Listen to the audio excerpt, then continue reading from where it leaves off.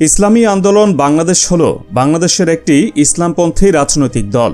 দলটির বর্তমান আমির হলেন সৈয়দ রেজাউল করিম, নায়েবে আমির সৈয়দ ফজলুল করিম ও মহাসচিব ইউনুস আহমদ। ১৯৮৭ সালে বাংলাদেশে ইসলামী রাষ্ট্র ব্যবস্থা প্রবর্তনের লক্ষ্যে সমমনা নেতৃস্থানীয় ইসলামপন্থী ব্যক্তি ও দলের সঙ্গে জোট করে এই দলটি প্রতিষ্ঠিত হয়। প্রথম দিকে সৈয়দ ফজলুল করিম ইসলামী শাসনতন্ত্র আন্দোলন নামে একটি রাজনৈতিক দল প্রতিষ্ঠা করেন, কিন্তু পরবর্তীতে আন্দোলনে অনৈক্য ও ভাঙ্গনের ফলে দলটি চরমোনাই পীর সৈয়দ ফজলুল করিমের নেতৃত্বে একটি একক রাজনৈতিক দলে পরিণত হয়। এই দলটি মূলত ১৯৯১ সাল থেকেই একটি পূর্ণাঙ্গ রাজনৈতিক দল হিসেবে যাত্রা শুরু করে। ২০০৮ সালে নিবন্ধন জটিলতার কারণে দলের নাম পরিবর্তন করে ইসলামী আন্দোলন বাংলাদেশ নামে দলটি বাংলাদেশ নির্বাচন কমিশনে নিবন্ধিত হয় এবং হাতপাখা প্রতীক লাভ করে। বাংলাদেশে অনুষ্ঠেয় সর্বশেষ জাতীয় নির্বাচন একাদশ জাতীয় সংসদ নির্বাচনে এককভাবে অংশগ্রহণ করে দলটি তৃতীয় স্থান লাভ করে। বংশানুক্রমে চরমোনাই পীর ঐতিহ্যগতভাবে দলটির আমির বা প্রধান নেতা হন। দলের প্রতিষ্ঠাতা চরমোনাই পীর সৈয়দ ফজলুল করিমের শিকড় দারুল উলুম দেওবন্দে গিয়ে ঠেকেছে। বিশেষত দেওবন্দের অন্যতম প্রতিষ্ঠাতা রশিদ আহমদ গাঙ্গুহি। তাই দেওবন্দি কওমি মাদ্রাসা ও আলেমদের একটি বিরাট অংশ দলটির কর্মী এবং সমর্থক হিসেবে সক্রিয়। এর পাশাপাশি সারা দেশে চরমোনাইয়ের ভক্ত বিপুল সংখ্যক মুরিদ দলটির সমর্থন ভিত্তি গঠন করে।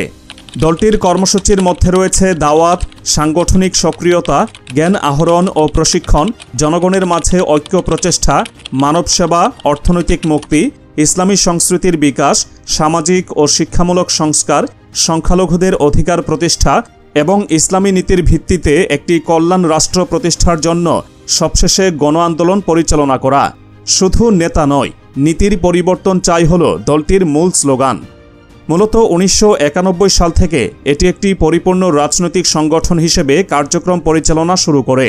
১৯৯১ সালের পঞ্চম জাতীয় সংসদ নির্বাচনকে কেন্দ্র করে ১৯৯০ সালে এরশাদ সরকারের পতনের পর ইসলামী শাসনতন্ত্র আন্দোলন সহ ৭টি দলের সমন্বয়ে ইসলামী ঐক্যজোট গঠিত হয়। পঞ্চম জাতীয় সংসদ নির্বাচনে এটি একটি আসনে বিজয়ী হয়। এটি ইসলামী ঐক্যজোটভুক্ত দলের আহ্বানে বাবরি মসজিদ ধ্বংসের প্রতিবাদে আয়োজিত লং মার্চে অংশগ্রহণ করে।